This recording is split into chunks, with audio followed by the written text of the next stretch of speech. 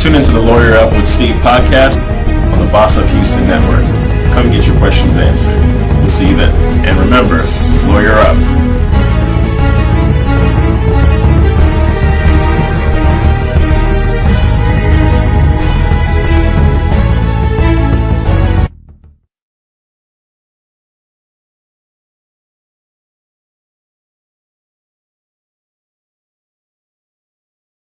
We have another show for you to talk to you and give you some great information. A lot has been happening lately, and we definitely want to get into that.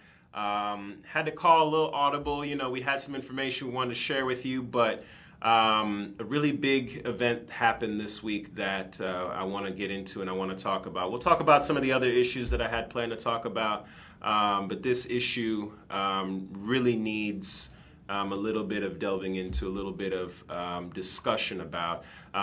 If you're joining me, please feel free to share it on Facebook so we can get the conversation going. I'm going to be checking my live feed here.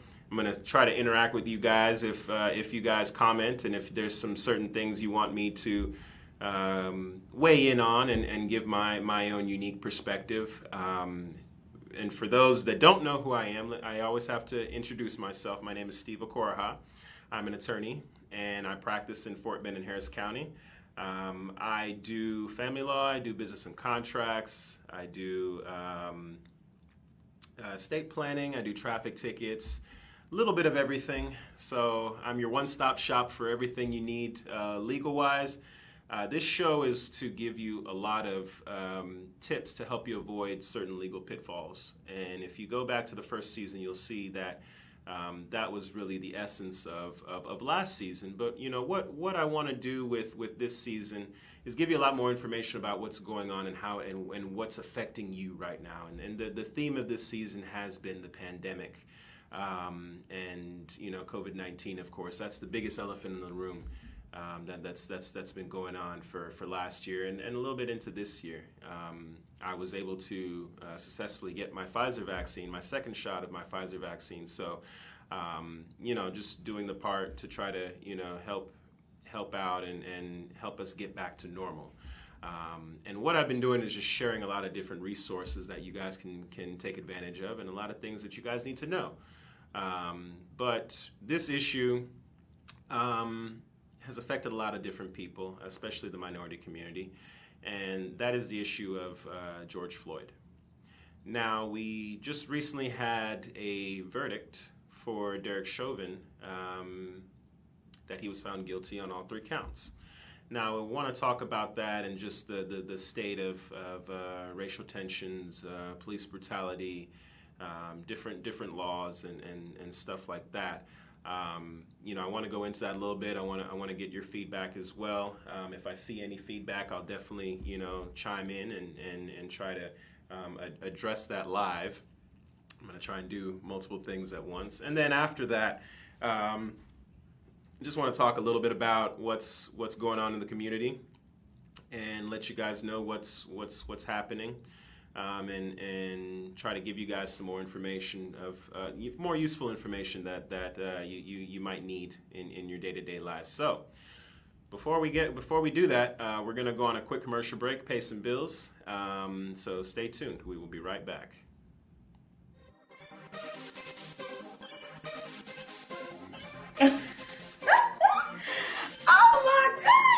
Got through watching a great show on Boss Up Houston Network. Have you heard? They're bossing up, okay? And I heard they're looking for you.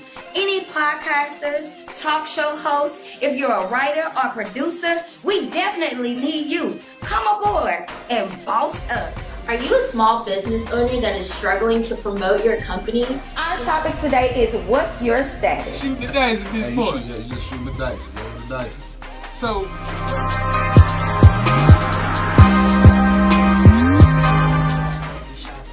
Yes. Hey, how y'all doing? It's attorneys. I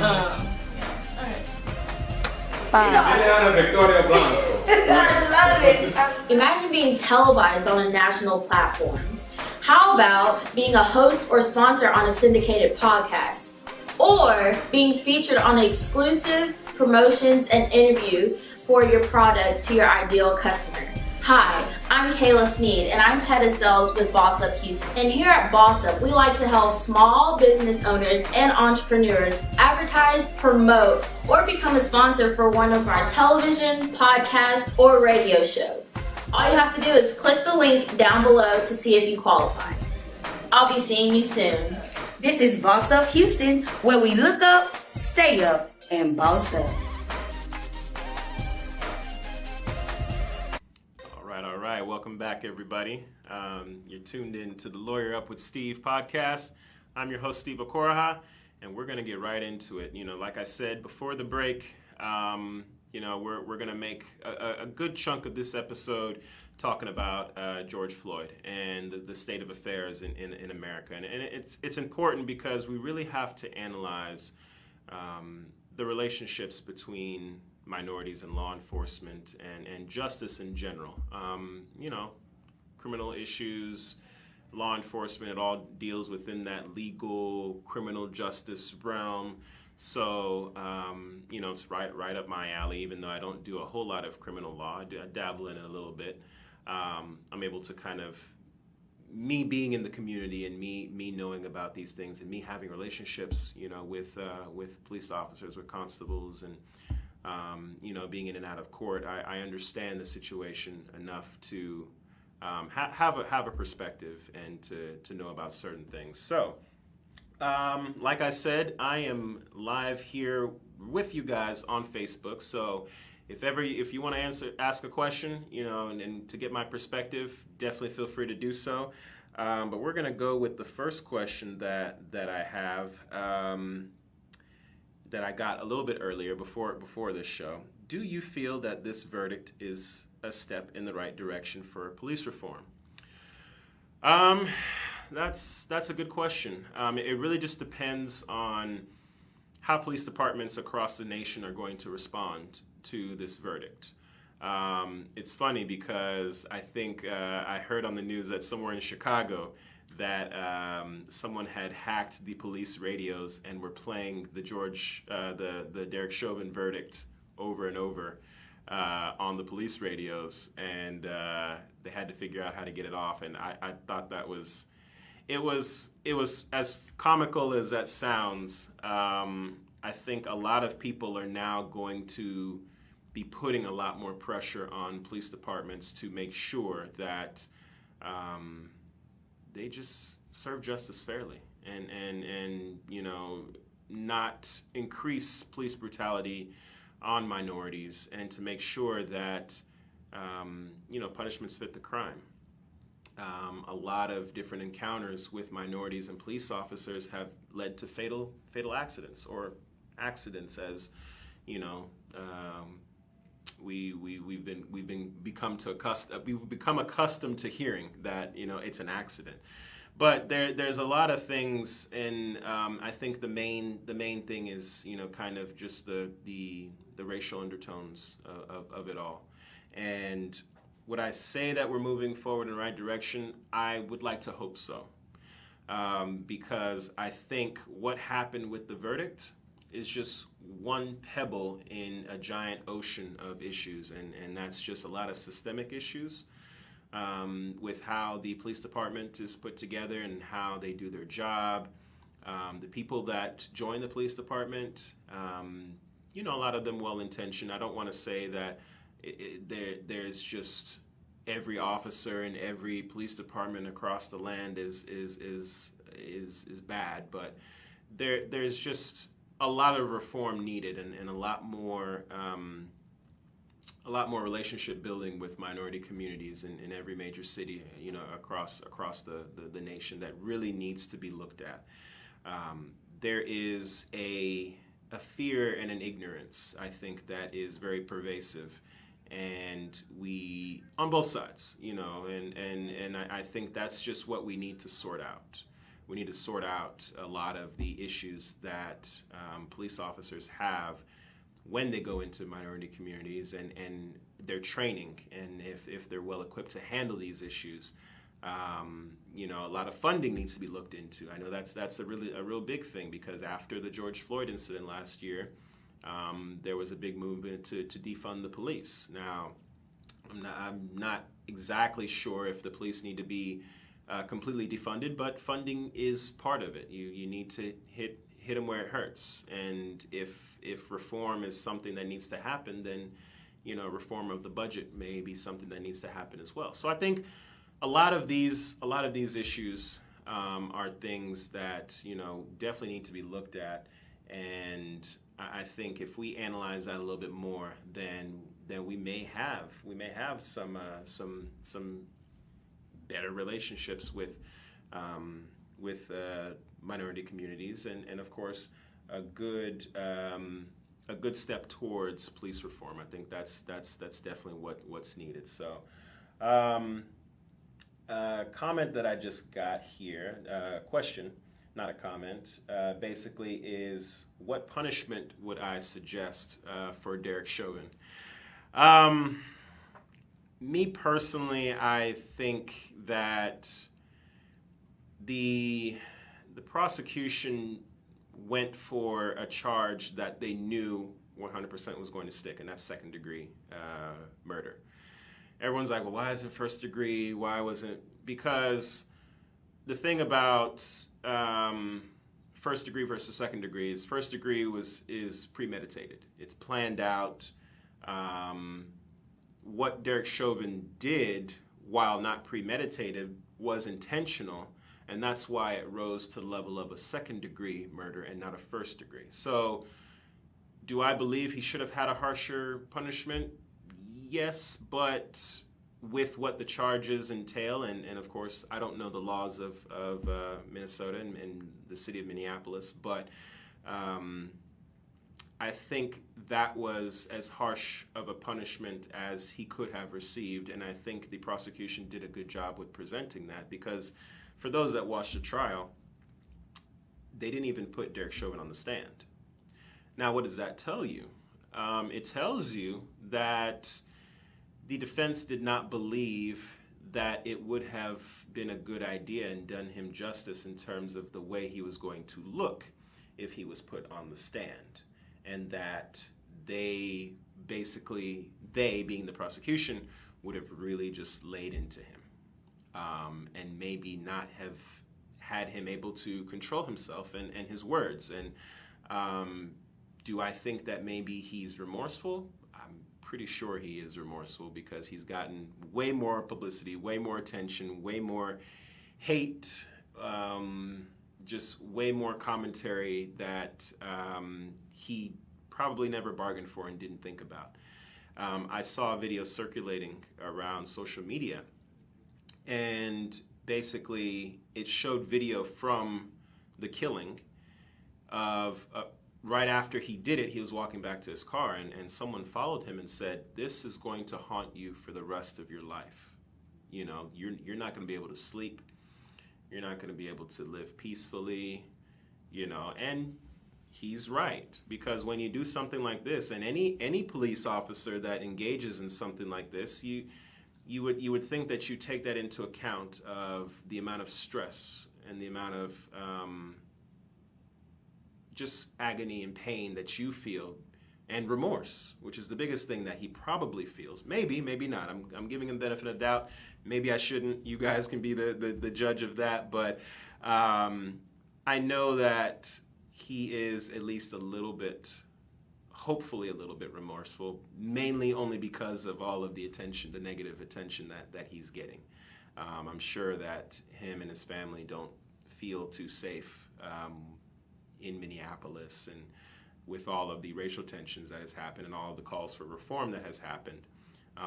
So I'm not too sure about the how he feels, but I do know that what the prosecution did in terms of going after the charges and everything was very well laid out, very well presented. I watched quite a bit of it, in my office while I'm doing work. So I think that he got what he deserved.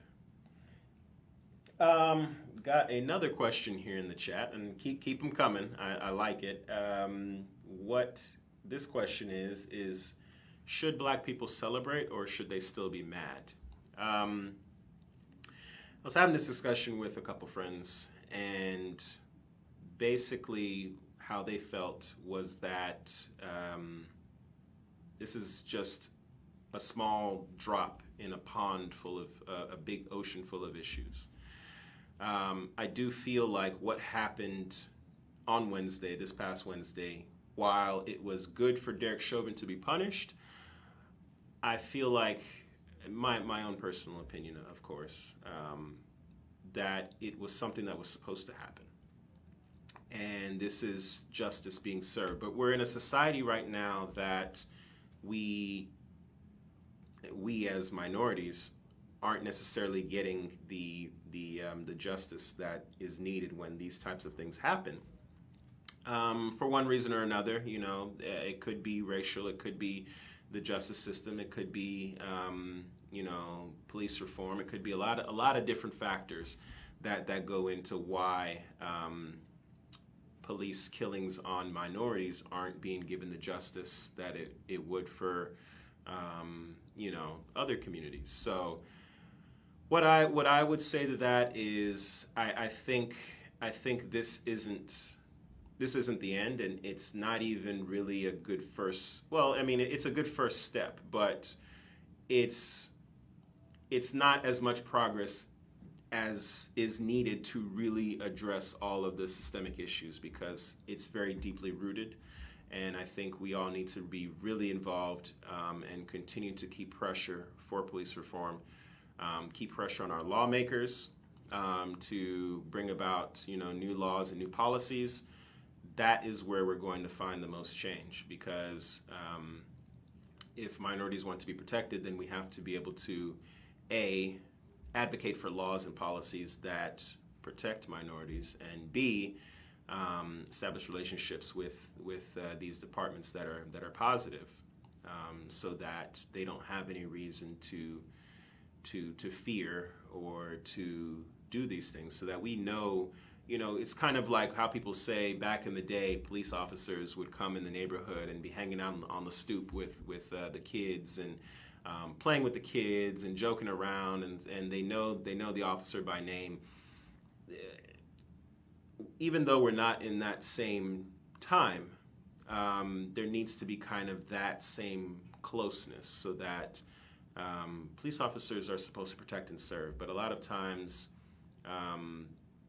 we feel like it's for one community and not the other. So I really think that there needs to be a much better relationship between law enforcement and minority communities, and that just starts with the pressure.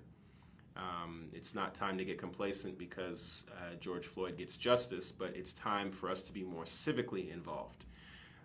That's really the main crux of where we're going to find change. So let's talk about one more question that I got prior to this show. How crucial was the video footage obtained in the case when it happened? Very big.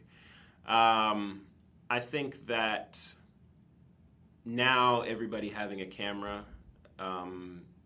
is good, because when these types of things happen, they can be properly documented. Now, you say, well, Steve, police officers have body cams now. We should be good, right?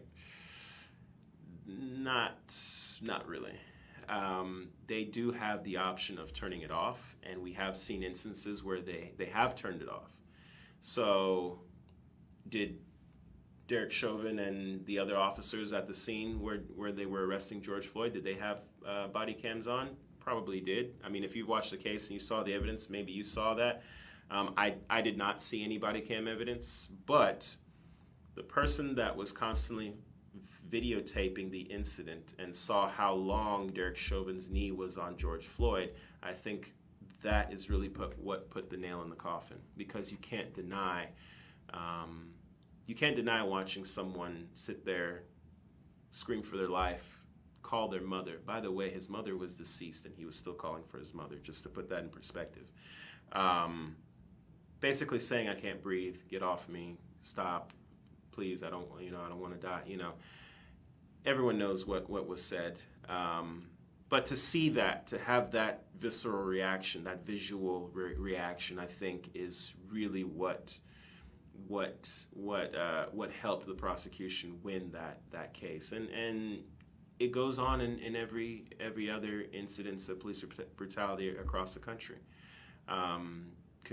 People need to continue doing this to show people exactly what is going on. I mean, there wasn't any footage with Breonna Taylor, but there was with Ahmaud Arbery when he was jogging, and that was really gruesome.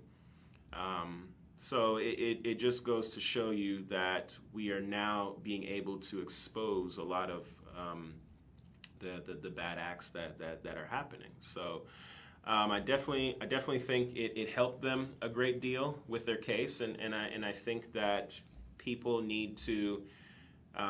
That's the best way for people to intervene without endangering their own life.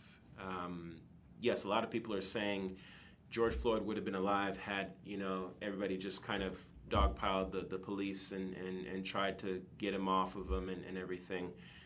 Yes, but you don't know what the police would have done in retaliation to that. They were usually, when the police are in this situation, they're already very fearful.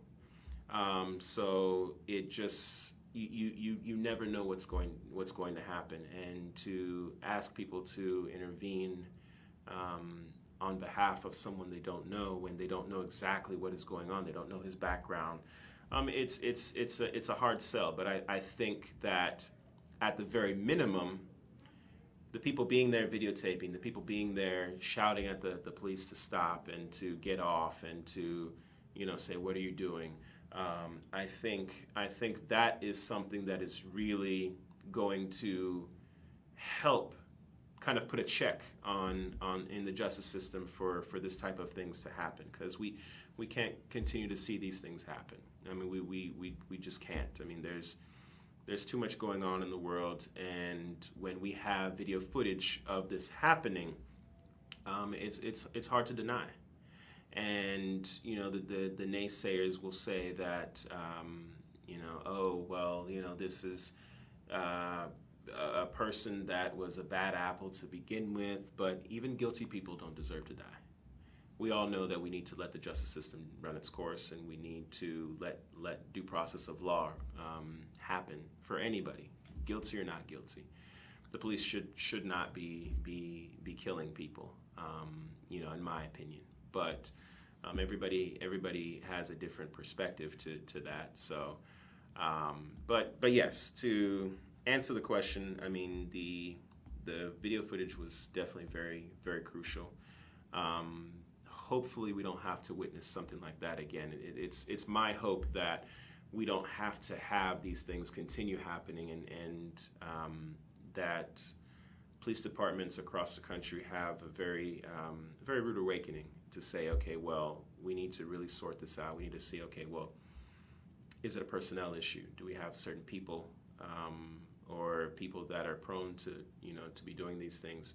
How are we in our communities? What's our perception in the communities? How is our funding? Are we using it in the best way possible? City councils across the country should also examine that as well. So there's a lot of steps, a lot of things that need to be done. But the main thing is everyone needs to be more involved. We need to be more involved in how our cities are run, how our state is run, how our country's run. I mean, we already do the presidential elections and everything, but we need to make sure that we are constantly involved in our local, county, district, state elections as well, because those matter. Even our school board elections matter. Everything matters, because everything is intertwined. If you think that, oh, well, I vote in the presidential election, I voted for, Joe Biden or Donald Trump or something, you got to make sure that you know who you're voting for, because these people are the ones that put, people in charge of different aspects of society that really impact these types of incidences. The judges in the criminal courts, they're elected. The civil courts, they're elected. The JP courts, the municipal courts, some are elected, some are appointed.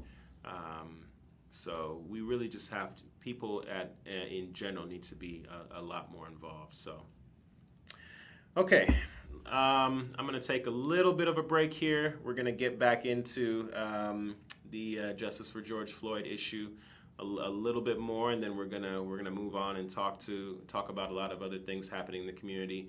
I am still in the show just like you guys, so if you have questions, feel free to post it now. Post it over the commercial break.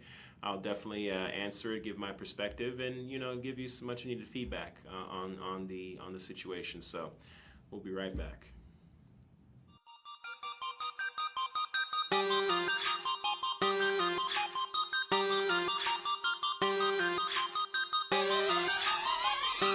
Boss up, Houston, you know why? Right here.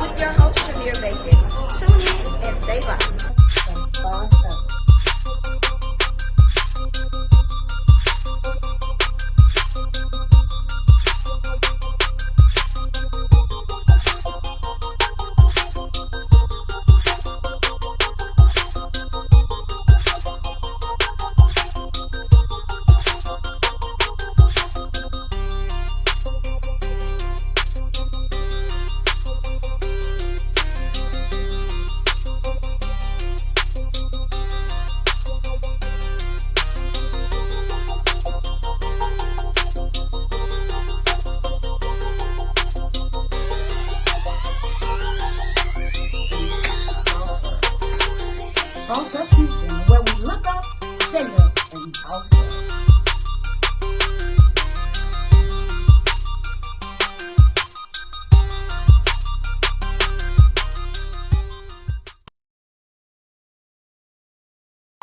All right, everybody. Welcome back.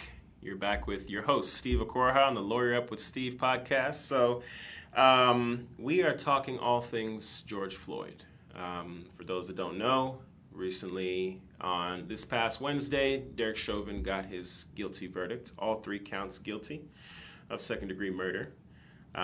So we're basically diving into it where we're talking about the reactions of everybody and the future of police reform, the future of racial tensions in this country. It's at an all-time high. Just basically talking about where do we go from here, and how we should continue to feel about it. Now, as much as we were able to get justice for George Floyd and his family,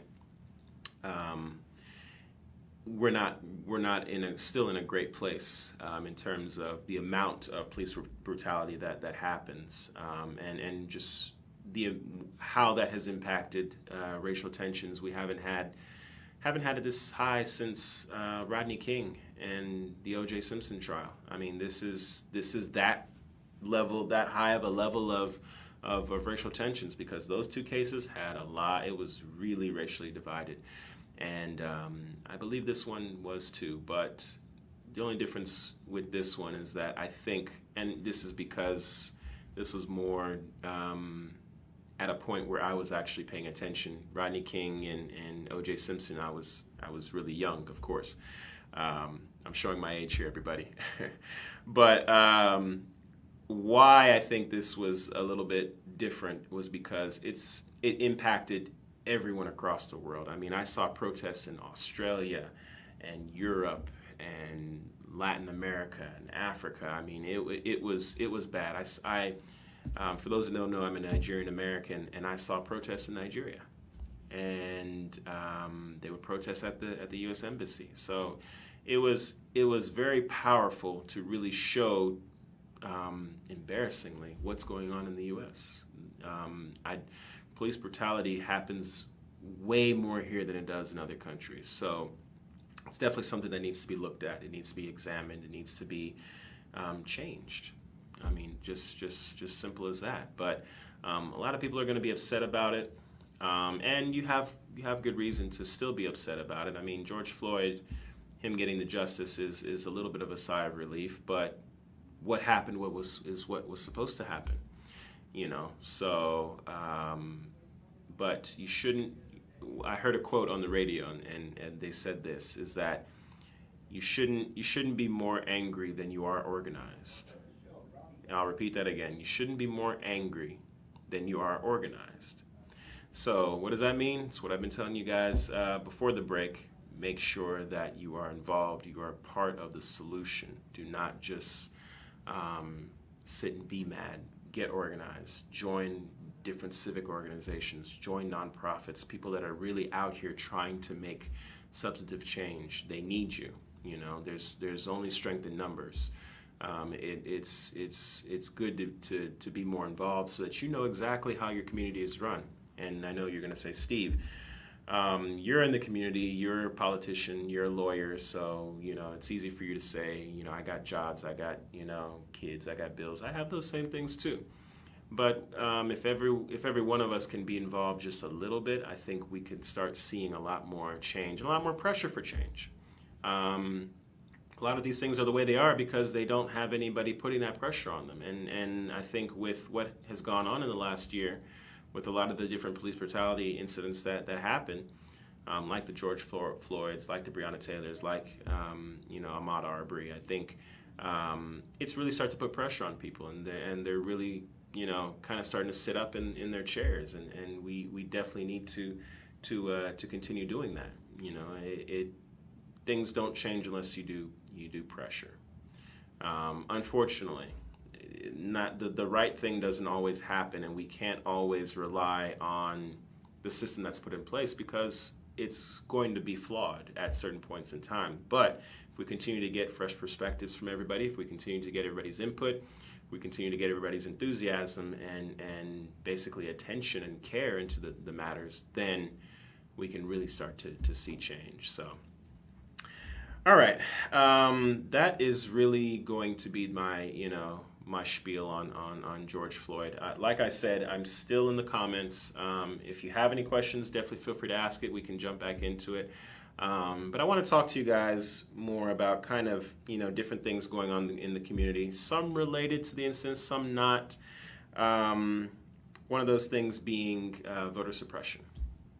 Now, with the last presidential election that happened, and of course the subsequent Senate race in Georgia, we've seen a lot more incidents of state lawmakers making it more difficult for people to vote and putting a lot more restrictions on people voting because of the result that happened. Now, regardless of where you fall on political lines, it's important to note that voting is a very substantial right. It's your duty as a citizen of this country to make sure that you have your voice heard. And no one should be able to take that from you. In fact, we should be making it easier for people to exercise their right to vote, because we want to make sure that everybody's heard. And just like when, you know, what I was talking about with changes in police reform with George Floyd, voting is just one of those things that you use to exercise your voice and your opinion. You do some research on these candidates and you learn about them, and if they fit your views and your beliefs and that they are advocating the right amount of changes and things that you feel should be done, then you go out and you vote for them. You say, hey, this guy or this gal is who I want to see changing things or making laws or being in this position of power, because I trust them to do what I feel should be done. So it's disheartening, you know, to hear a lot of the things that Georgia has done, a lot of things that Texas is doing, Florida, I believe, as well. A lot of different states are enacting just very restrictive bills and policies that are really making it very difficult for you, the people, to go ahead and exercise your vote. The reason for that basically is, of course, the results that have happened, but I guess a prevailing, mostly false fear of fraud going on in our voting structure. Now, I'm not going to say that I know exactly what goes on, behind the scenes when it comes to voting. However, what I am going to say is that a lot of the, allegations that have been thrown out previously have just mainly been fruitless. I mean, we saw the lawsuits that former President Donald Trump has filed that have been just thrown out and dismissed. So that's one of the things that's going on with the community is right now is voter suppression. I mean, so just make sure that you do exercise your right to vote, and make sure that you have the proper identification. You go to your right precinct, all of that. And voting is going on right now, for those that don't know. And yes, you're saying there's an election going on in the middle of April. Yes, elections go on every year, and sometimes a couple of times a year. We're going to have one in the fall. So there's usually one in the spring, one in the fall, anywhere between March and May, and then in the fall, anywhere between September, October, November. You should expect some type of election going on, whether it be a school board election, whether it be a city council election, whether it be state congress, governor's race, a lot, mayoral races. I mean, there's a lot of different elections that happen. So make sure that you're informed about it, because it's not only your right as a citizen to make sure that your voice is heard, but it's your duty to make sure that we're putting people in place that are going to make sure that they enact laws and policies that help and protect us. That's really what it boils down to. One of the next issues that I wanted to touch on a little bit, of course, is the rental assistance. Now, with the COVID-19 pandemic, we talked about this briefly in the prior season. If you want to go back and check out one of my episodes in the first season that talks about landlord housing issues, there is still rental assistance being given for those that are not able to make ends meet because of the pandemic. And of course, we had for those in the Houston area, we did have that winter storm that happened 2 months ago, and people are still suffering from that. So naturally, there would be issues with people not having a means of paying for their rent. So there are resources, whatever county you're in, check online and see what assistance is being given. I know that there was a moratorium on evictions for a while. Not sure if that's still going on. I believe it still might be, but you want to look into that. You want to make sure that you check and see, what rules are currently in place, or what laws are currently in place that apply to me in order for me to stay where I am.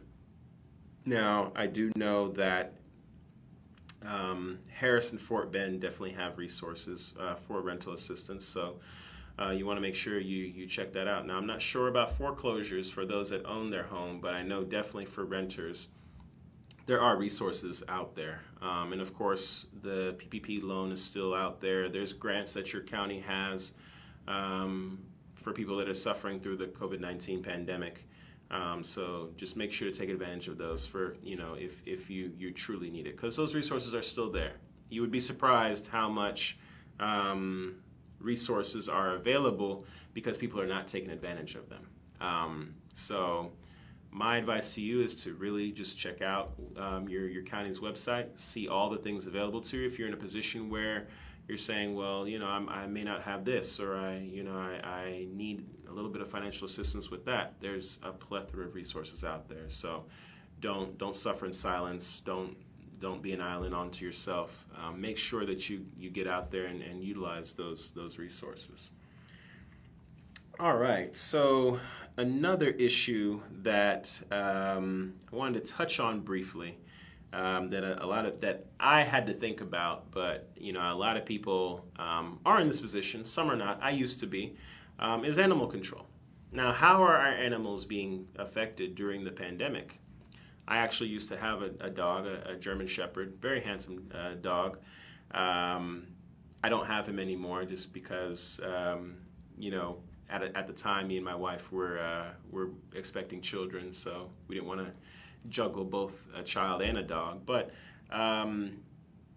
we did talk. I mean, it has been talked about that pets are not faring. Some pets are not faring too well.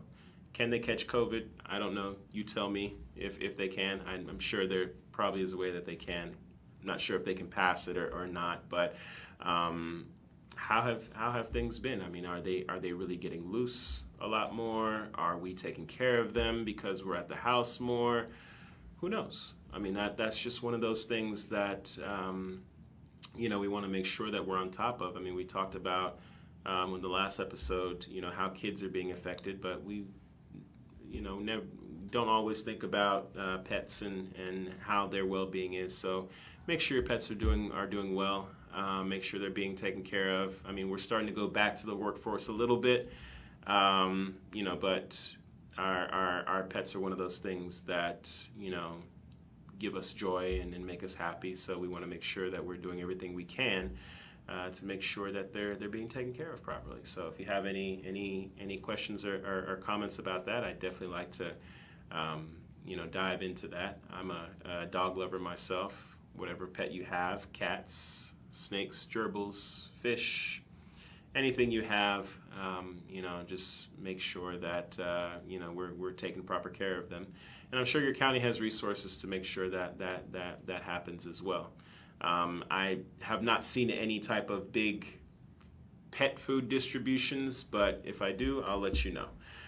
Speaking of food distributions, there are food distributions going on almost every weekend with the American Caribbean Chamber of Commerce, an organization that I'm also part of.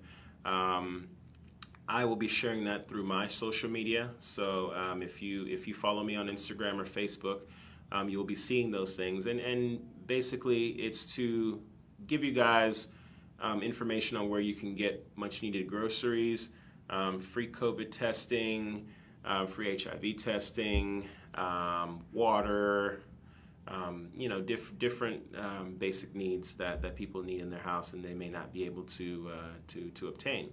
We have to remember that while you may not be suffering, you have neighbors, next to you, across from you, down the street from you, a few blocks over from you, a neighborhood or two over from you, that might be doing worse than you are. So my goal is to always share that information with you guys as I get it. Definitely feel free to follow me on social media. I'll give you my social media at the end of the show.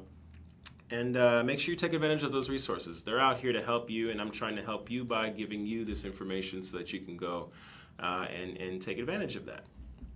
Or you can pass along the information to someone that can actually take advantage of those things if you're not. So, all right. So, last one or two things I want to talk about: small businesses. So we've talked about this on our first and I believe our third show as well, how small businesses have been affected. So what I want you guys to do, and even if you're watching this after it's being live, I want you guys to put your favorite small business in the chat, whether it be a restaurant, whether it be a bar, whether it be any type of other mom and pop shop, your favorite dry cleaner, your favorite convenience store, anything that is not a big commercial store. I want you to drop that in the comments, because what we really need to do is to start supporting our small businesses and really start to shed light on the fact that while we are getting vaccinated and while the pandemic is freeing up, people are starting to feel a little bit more comfortable with going out.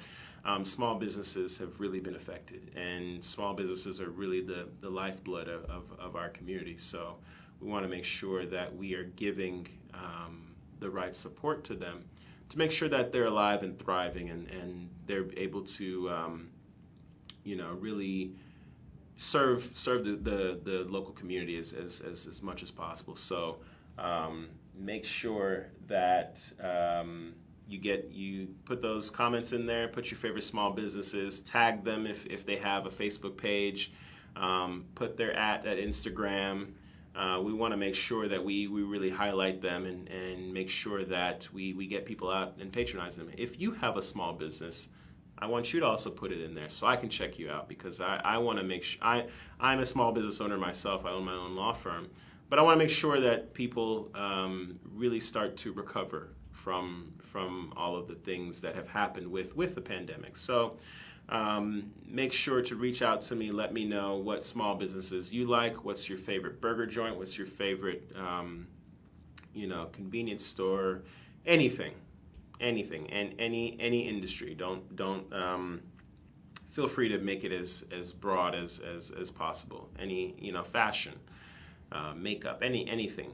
So just make sure that you put your favorite business, just so that we can patronize them and try to bring more attention to them. All right. The last thing is basically what we've been talking about for the longest time is COVID-19. Now, a lot of people are talking about getting the PPP, which I definitely think you should apply for that loan for your business if your business has suffered. But the biggest thing I think that a lot of people are kind of struggling with is the whole mask requirement, as well as getting vaccinated. So wherever you fall, just make sure that you're being safe and you're practicing in these initiatives that help us to get back to where we need to be as a community. We all want to be safe. We all want to make sure that we're protected, and we want to stamp out COVID as much as possible. Now, in my opinion, will COVID ever go away? I don't think it will fully go away 100%. It'll just become something like the flu, where we just have to get vaccinated every year. Whether there will be an immunization. Hopefully we can, get to that point where, it's just like chickenpox. We take it one shot and we can't catch it anymore. Who knows? I'm not a medical doctor, so I don't know a lot of those details. But make sure that you do your part, and make sure that you're respectful to your neighbor and people that you encounter on a day-to-day basis. In establishments, I know what Governor Abbott said about not needing masks, but I definitely recommend that you still wear masks when you go out and about, because this is just one of those things. You just don't know when you'll catch it. You don't know when you'll have it. You don't know if you have it. And you don't want to be one of those people that are, unconsciously spreading it. So make sure to protect yourself and protect others. Wear a mask, social distance where you can, and make sure that you're around people that are also playing it safe and or may have gotten the vaccine, just to make sure that we do our part to stamp out COVID-19 in our community as much as possible. All right, so we've talked about quite a bit. I know the majority of the show we talked about George Floyd.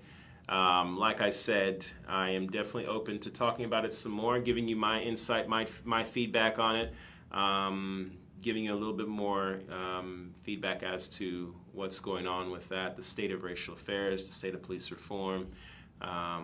Definitely want to make sure that you guys are well informed. That's the goal of every season, is to make sure, and every episode is to make sure that you guys are informed. So, my last minute tip that I want to leave you guys with before I give you my contact information: get out and vote. I said it once before, and I'm going to say it again. Get out and vote. There's elections going on right now in your community, mostly for school board, a few city council races. I know majority of those races are going on in Fort Bend and Harris County, but somewhere in your county there is a race going on. Make sure that you take advantage and go and vote. Learn about who is running. It's important, and this is how we have our voices heard so that we make our community better. All right, guys. My contact information, email, is contact@goodmanmcgill.com. Phone number, 833-529-9748. I'm on Facebook, I'm on Instagram, I'm on Twitter, and I'm on LinkedIn. My website is www.goodmanmcgill.com. Feel free to check me out. Now you have every which way to contact me, and like I said, I'm on Facebook. I've been seeing your comments, everything, so don't be a stranger. Don't wait to see me every Friday. You can reach out and say hello, give me some feedback about my show, ask a question that you want to know. Hey, you never know, you might see yourself right next to me, so that we can come and talk to you, and we can learn about what's going on in your life and really highlight to the people what you bring to the community. So if you want to be on the show and be highlighted, I can definitely arrange that. But you gotta reach out and let me know. So you have all my contact information, you have my phone number, you have my email, you have my social media. Feel free to reach out to me, hit me up with questions, feedback, comments, anything like that. Positive or negative, I don't care. I have tough skin. And as always, when life gets you down, remember to lawyer up. Thank you guys. We'll see you next week. Have a good one.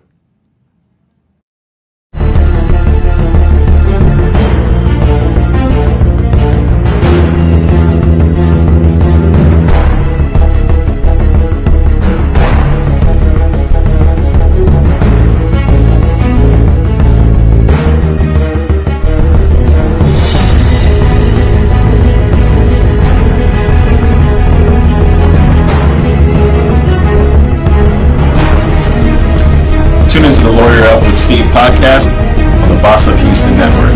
Come get your questions answered. We'll see you then. And remember, lawyer up.